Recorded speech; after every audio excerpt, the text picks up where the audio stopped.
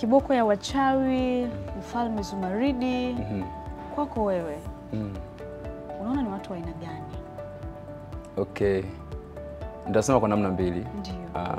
Katika tasnia ya utumishi kuna watu ni watumishi wa Mungu waliitwa kweli kabisa na Mungu. Ndio. Lakini along the way wakakengeuka. Wako wengi sana. Ndio.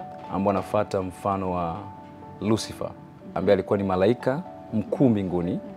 Lakini alivyoendelea baadaye akafanyaje? Akaasi. So tuna bunch ya watumishi wa Mungu wa type hiyo ya kwanza. Na type ya pili kuna watumishi ambao unakuta right from the beginning hakuwa mtumishi wa kweli wa Mungu. So kwa hao watumishi wa Bwana sitasema kwa sababu sijui wao katika package hizo mbili wako wapi. Lakini tunaona matokeo ya sasa kwamba kuna kitu hakiko sawa mahali fulani. Ndio. Mpaka kwa sababu nimekuuliza hivi, mpaka waumini wanafanya vitu kumwabudu pastor na sio Mungu. Na hasa role ya kanisa iko wapi hapo? Okay, dola ya kanisa. Role ya kanisa. Role ya kanisa. Okay, kwa sababu tunaona kila matukio ikienda kwenye mile ambayo sasa wananchi wameongea sana, wanakuta hapo ndo serikali inaweza kuingilia kati.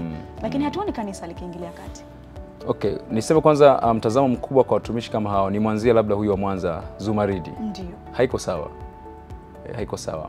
Ukitazama rohoni, ukitazama kijamii, kote haiko sawa.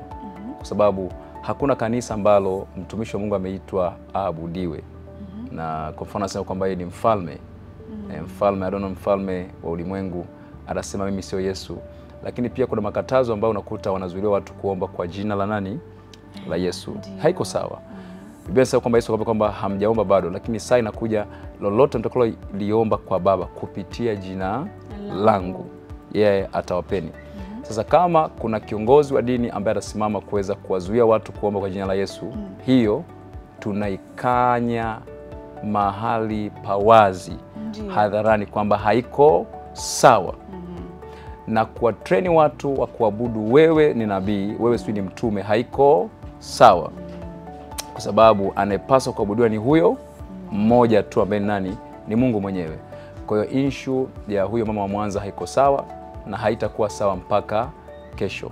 Ndio. Lakini jambo la pili kwa hapa Dar es Salaam ambaye kwa kiboko ya wachawi. Ndio. Nimeanza kutoa ile kategori ya kwamba katika zile package mbili hatujui wapi aliibukia. Ndio. Yamkini yeye alianza vizuri akaribika au yeye aliharibika from the beginning. Sasa kuna kitu ambacho ninaweza kushare na watu kwamba kuna tofauti kubwa kati ya upako na character. Okay. Tabia. Umekuona pastor ambaye Mungu anamtumia lakini anatukana watu? Yes. Madhabahuni. Ndio. Umekuona? Umekuona watu ambao wana upako mkubwa lakini anaweza kumwaibisha mtu mzima madhabahuni. Bibi kabisa ameka hata 90 anaweza kumzaa. Amepumbavu wewe, kimbia fanya vile vile madhabahuni. Sasa kuna tofauti kubwa kati ya upako na tabia. Na ndio maana sio kwamba ni hatari sana mtumishi wa Mungu kuwa na upako lakini hana character. Hiyo ni changamoto kubwa sana. Kitakachoweza kukupa kibali katika jamii sio upako, ni character ulionayo, namna unavyoweza kuishi na wanajamii wanaokuzunguka. Sasa na jambo la pili ni kwamba haijalishi umekuwa anointed kiasi gani, maana kwamba heshimuni mamlaka iliyowekwa. Inaongea paka mamlaka ya viongozi wa serikali. Sasa kwa mfano, wewe ni mtumishi wa Mungu, una kanisa, watu wengi, alafu ukasimama leo unaanza kutukana rais, unatukana mawaziri just because wewe ni mtumishi wa Mungu. Hiyo iko sawa? Haiko sawa. Haiko sawa. Au unasema labda unatukana nchi. Haiko sawa. Ndio. Kwa sasa kile kitu mtu anaweza kuwa ni mtumishi wa Mungu lakini ana maadili sifuri. Okay. Ndio maana unakuta ni mtumishi wa Mungu anaweza akamtania mwanae wa kiroho ama akawa na mahusiano na mwanae wa kiroho. Kimaadili iko sawa. Ni sana labda kwenye familia baba yako amekuzaa alafu akuforce kuwa na mahusiano. Inakuja kweli? Haiwezi. Sasa kile pale kinachopolea ni maadili binafsi alionao nani? Mtumishi. Kwa hiyo kanisa, kazi ya kanisa kwa watumishi kama hao tunapaswa kuwa na sauti moja kuweza kuwakemea hadharani. Lakini jukumu likiachiwa jamii nzima ya kanisa halitawezekana. Ndio maana panapaswa kuwepo na viongozi ambao ni icon ya taifa, ambao wakiona ubadilifu wowote kwenye mtandao kwa kanisa fulani, huyo kiongozi kama watakuwa 7 Tanzania nzima, wasimame watoe speech, si ndio? Ama wamtumie barua, wamuonye, wamsimamishe huduma kabisa. Nao viongozi 7 wa dini wanapaswa kutambuliwa na mamlaka ambayo nani? Ni serikali. Hiyo itatusaidia sana. Mtazamaji anayetazama leo The Spirit atakuwa anakula vitu vizuri sana kutoka kwa Prophet Edmund. Prophet. Ndio. Tuje kwenye masuala mazima ya mambo ya upako. Ili kitu hiki kuitwa ni cha upako, kuitwa ni mafuta ya upako, mathalan maji ya upako, keki ya upako, vitu gani vinazingatiwa kwenye hivi vitu? Okay, nadhani mimi niseme kitu moja. Kuna vitu kama 3 ambavyo tukivielewa vitaweza kutusaidia. Jambo la kwanza, kuna ufunuo ambao ni revelation. Lakini jambo la pili, kuna doctrine. Doctrine ambayo ni fundisho. Unaona? Kuna doctrine, kuna revelation, na kuna kitu kingine ambacho ni nadhani nitakisema hapo baadaye. Sasa unaposikia keki ya upako ni ufunuo. Nabii umefunuliwa. Yaani huyo mtu muhusika amefunuliwa kwamba bwana andaa keki. Hiyo keki I don't know inaweza ikaombewa. Yes. Au ikafanywaje? Lakini ninakubaliana ya kwamba kuna vitu kwenye Biblia havimo. Yes. Kwenye Biblia hakuna keki ya upako. Ndio. Ila kuna mafuta ya upako. Walipakwa watu, wakawa wafalme, wakawa manabii na kadhalika. Ndio. Kwenye Biblia kuna wakati malaika alishuka katibua maji. Mtu alipoingia kwenye maji alipona. Na ninakubali kwamba keki ya upako haipo kwenye nini? Kwenye Biblia, lakini kama Mungu atakuwa amemshukia mtumishi akampa ufunuo, hiyo keki ambayo ilikuwa ya kawaida imetengenezwa sijui na Bibi Asha inaweza kuwa na upako, wala sio uongo. Kwa nini Bibi Asha lakini? Imekuja tu jina. Umeelewa sasa? Na hata kama ni tunda la kawaida, kwa mfano ni apple, ndio ninaweza kuliombea. Mtu hajakuwa na mtoto kabisa, ngambia kula ile apple. Akala, mwaka huu akapata ujauzito. Huo ni ufunuo. Sasa ugomvi wa hivi vitu vya upako hivi unatokana na watu kutolewa nini? Ufunuo. Lakini namba 2, kuna watumishi unakuta hajafunuliwa. Ila anatafuta pesa. Anaamua kupretend kwamba hii keki ina upako. Sasa ni changamoto inakuja kwamba kuna wale ambao kweli unakuta wamepata ufunuo kweli, Mungu amemwambia ombea udongo. Mtu akanyage nini? Udongo. Au ombea haya maji. Sasa tunarudi pale kwa mambo ya kiroho kwamba akiambiwa kwa mfano Pastor Masanja amefunuliwa. Mimi sikuwepo sana nafunuliwa. Nitajuaje? Inabidi tu niamini amefanyaje? Amefunuliwa. Okay, Prophet Edmund amefunuliwa. Wakati nafunuliwa wengine wote hamkuwepo. Inabaki kuwa ni password yangu. Kama mimi niliyefunuliwa nitakuwa nasema uongo na danganya. Ninyi hamtajua. Kweli. Na kama Masanja hajafunuliwa ila amesema keki ya upako, sisi wengine ndio tusijue. Sasa revelation ni ngumu kufanana, ila doctrine lazima tufanane wote. Kwa hiyo kitu chochote, iwe kitambaa, udongo, nguo yako, hata kiti hiki, ninaweza nikitamkia neno hapa, kila anayekuja kukaa hapa anapona. Ndio. Huo ni ufunuo. Na ufunuo na upewa mimi hautakuwa lazima mwingine pia afunuliwe. Kwa minajili hiyo ya kuomba, hamuoni sasa makanisa mitume na manabii mnatengeneza waumini ambao wanakuja kanisani kufuata kitu, sio kuja kanisani kupokea injili na kuweza kumjua huyu Yesu? Okay, jambo la kwanza, uwepo wa ufunuo haumfanyi mtu kuja kanisani kupata kitu, ila ukweli ni kwamba kizazi tulicho nacho sasa hivi, ndio hata kuanzia kipindi cha Yesu anasema kwamba kizazi hiki kinataka ni ishara. Alipigana nao sana. Yeye anawafundisha kwamba neno langu likae kwa wingi ndani yenu. Kwa sababu ndani ya neno ndio kuna miujiza yote unaifahamu wewe. Hakuna muujiza ambao uko nje ya neno. Lakini unakuta watu wanataka nini? Ishara. Ndio maana leo hata mtu akitokea akafanya mkataba na kuzimu, awe na ishara, wafu wafufuke, sawa bwana, vilema watembee, na vitu vikubwa vitokea. Aanze kanisa leo hapa Dar es Salaam. na kuna pasta mmoja anampenda Yesu, hajafanya agano na kuzimu, watu wataenda wapi? Wanakupata uponyaji. Sasa hiyo ndio maana ni kwamba tunaishi kwenye kizazi ambacho kinatimiza unabii kwamba tunaishi siku za mwisho, watu wanataka kuona. Kuna siku alimwambia Yesu kwamba unafanya jambo gani ili tukuamini. Walimuuliza Yesu swali kama hilo. Okay. Kwamba tuambie unafanya kitu gani? Una perform kitu gani ili sisi tushawishike tukuamini. So leo watu hawashawishiwi kwa kupewa habari za Yesu, wanashawishiwa kwa kufanyaje? Kwa kupewa vitu. Kwamba njoo utapata mimba, utapata mtoto. Njoo utapata gari. Njoo utapata sijui ndoa. Sasa unakuta binti amekaa miaka 38 hajaolewa. Unasikia? Alafu pastor wake anahubiri tu Yesu. Alafu Yesu hawezi kumuoa. Okay. Anasema bora niende kwa pastor anayesema utapata nini? Ndoa. Ndio. Na lakini Biblia inasema kwamba mtakeni Mungu na nguvu zake. So nadhani ukweli ni kwamba injili ya vitu sio nzuri ukizingatia na kumpata Yesu aliye halisi. Kwa sababu ukimpata Yesu unapata vitu vingine vyote. Ndio. Sasa pastor, ikitokea kwa mfano mimi sina hela ya kununua mafuta ya upako, keki ya upako wala maji ya upako. Lakini nikaamini.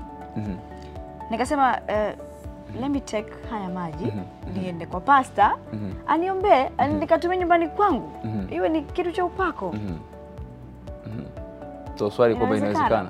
Yes. Tunasema kwamba if your faith says yes, God can never say no. Ndio. Yaani imani yako ikwambia ndio. Sio tuende kwa pastor. Huhitaji kwenda kwa hiyo nabii. Yaani mtu anaweza akapata muujiza chumbani kwake. Yesu akamtembelea chumbani kwake. Na kile ambacho angekipata kwa pastor anakipata chumbani kwake. Shida, Wakristo wengi hawaamini kama Yesu anaweza kuwatumia wao bila pastor.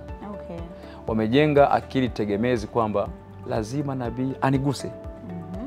Aniguse, akinigusa napona. Lakini ukweli kwamba unaweza kuguswa na nabii usipone, ila Yesu akigusa lazima upone. Hiyo ndio tofauti kubwa. Ndio maana Elisha alipokutana na Naaman aliyekuwa mkoma, hakumgusa, akamwambia kwamba nenda ukachovye mikono yako mara 7 mto Jordan. Naaman analalamika, nitegemea jamani niguse. Sasa imani ya Wakristo haijajengwa kwa Yesu, imejengwa kwa watumishi wa Mungu. Na ndio maana leo wakisikia mtumishi wa Mungu amemess up, watu wanarudi nyuma. Wakati wajua kwamba mtumishi wa Mungu hata kama akianguka, huyo ni mwanadamu, achana naye. Kumbuka Yesu hajaanguka. Kwa hiyo ushauri wangu kwa Wakristo ni kwamba jengeni imani yenu kwa Yesu na sio kwa watumishi. Kwa sababu mwanadamu anaweza kubadilika any time. Ndio. Na hiyo inakuwa ni changamoto sana. Ndio. Naam. Sasa pastor,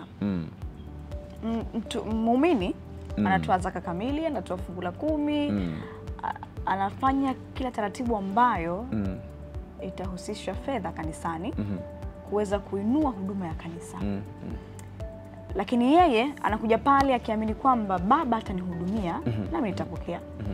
Kwa nini sasa hivi vitu vya upako kwa waumini vinauzwa? Okay. Jambo la kwanza ambalo labda niliweke wazi. Kuna watumishi wa Mungu wameitwa na hawakuwa na hiyo tabia ya kuuza vitu kabisa. Ndio. Ila kuna aina maisha ya huduma mtumishi anaweza akakuta ameingia akajikuta either administration yake, yani uongozi wa kanisa, ukamforce kufanya namna hiyo. Na jambo liko hivi, kama vitu vimeombewa, tunge expect kwamba vitolewe bure, si ndio? Ndio. Yeah. Lakini kwa mfano, kuna kitu ambacho ni simbo kubwa sana kwenye Ukristo, na mimi nilitegemea sana kiweze kutolewa bure. Biblia. Ndio. Uona Biblia nyumbani? Ndio nayo. Ulitoa wapi? Nilinunua. Kwa nini unanunua Biblia? Sasa kanisani itolewe bure? Ndio. Swali unaanzia hapo kwamba kwa nini tunanunua Biblia? Okay. Tuli expect Biblia watupe bure. Kwa sababu lile kwanza ni neno la Mungu. So nikiamua kuchallenge wewe ulinunua Biblia, nitakwambiaje? Unanunua neno la Mungu? Okay. How comes Mungu amesema kwenye Biblia una neno la Mungu? Sasa inakuja kwamba gharama za kukipata hicho kitabu, ndio, watu waliprint kwa nini? Kwa pesa. So ukiangalia kiukweli kwamba gharama ya kupata Biblia kwanza ni watu wengi walikufa, iligharamika damu. So unakuta hata Biblia kuuza shilingi 20,000 ni neema tu, haikupaswa kuuza shilingi 20,000. ina worth more than 20,000. Lakini unakuta huyo aliyejitolea kuweza kucompile hizo nyaraka, akatafuta gombo la Yeremia, akamtafuta Paulo, acompile, pengine ametumia gharama. So kuna watu wanauza na kuna watu wanasaidia kuendesha huduma. Kwa mfano, kwa mwezi Kurani hii nani yenu, hii kitu hii, TV yenu, kulipia mnara, sijui mambo ya frequency ile TCRA, mnalipia shilingi ngapi? A lot of money. Now tukashumu ni mchungaji, una TV 2 au moja. Tuchukue mfano mzee wetu Mamposa, ana TV, ana radio shida ngapi? Unasikia mtumishi? Ndio. Alafu kumbuka, sadaka, you can't force a person kutoa sadaka eti atoe milioni 5. No. Hata 200 alete kanisani. Na sehemu kubwa ya sadaka makanisani ni buku 2, buku ngapi. Unanielewa vizuri? Jero na zenyewe. Sasa TCRA kila mwisho wa mwezi unatakiwa upeleke nini? Payment. So unakuta makanisa wanaamua kubuni kwamba tutengeneze diary, kwa mfano baba aziombee. Sawa? Tutengeneze nini? Kalamu. Watoto wapewe madarasani wapate neema ya kufaulu. So kuna vitu ambavyo vingine sio mafunuo ya Mungu. Unakuta kanisa limeona kwamba kituo cha TV kinataka kufungwa. Hatuna hela. You can't force Jumapili kwamba eti afike mtu fungua mkono shilingi ngapi? Uwezo ukafanya kitu kama hicho. Sadaka, so kuna sadaka hiari, lakini pia unakuta huduma ina partners, kwa mfano wana support huduma. Lakini sasa vitu kama hivyo kuna wakati unakuta ni ufahamu Mungu anaweza katoa kwenye huduma kwa Bwana, tafuteni kitu hiki, fanyeni hivi, isupport huduma. Na tunao challenge sana vitu kama hivi ni watu ambao pengine tuna huduma ndogo. Ila light kama tukikuchukua tukuachia huduma ya mtu fulani mkubwa. Unasikia mtumishi? Wewe nikupe tu kwamba tumuondoe mzee Mamposa, nikuweke wewe pale. Ndani ya mwezi huu, sio mwezi, siku tu tutasikia Arise and Shine imefungwa. Radio ngapi zimefungwa. Kwa hiyo watu wa Mungu, kuna habari ya kumtumikia Mungu, lakini kuna issue ya Kurani, cost za uendeshaji wa huduma ni issue nyingine. Na tuseme huna radio hata TV, kuna mtu labda umepanga mahali, kodi kwa mwezi ni 1,000,000. Remember hivyo. Alafu wanawafanya utumishi wa Bwana wanaanza kuuza vitu ni ninyi washirika. You don't support a man of God. Unasikia mtumishi wa Bwana? Ndio.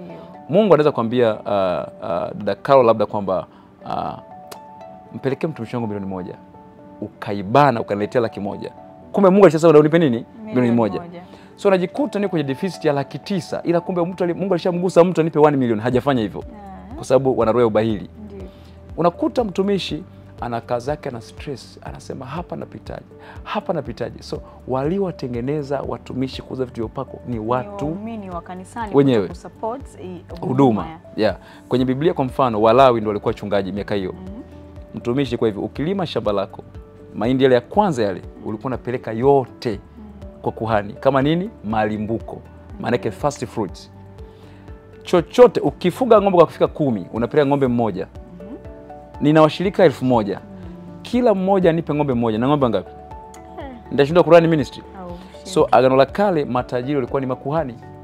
Kwa sababu nakuta ukiwa na maybe 20 church members, hao watu wanatoa first fruits, yani kila kizaliwa cha kwanza kinapelekwa kanisani. Ndio. Hata kama ni mbuzi, bata, kuku. Huyo pastor alikuwa na bata wangapi? Lakini hivyo vitu sasa hivi havipo. So nakuta washirika pastor anajitoa kuliko kawaida. They don't support that pastor. Kwa hiyo nasema kwamba walio pia sababisha haya mambo ni washirika. Light kama wakimshika baba yao kiroho vizuri, hata uza keki ya upako. Ndio. Unasikia mtumishi? Ndio. Wala atatengeneza vitu atawapa free. Kwa sababu kumbuka hata mambo ya kodi ya mapango na vitu kama hivyo. Ikitokea shida, kwa mfano watu wajalipia jengo au uwanja kama huu hapa. Ndio.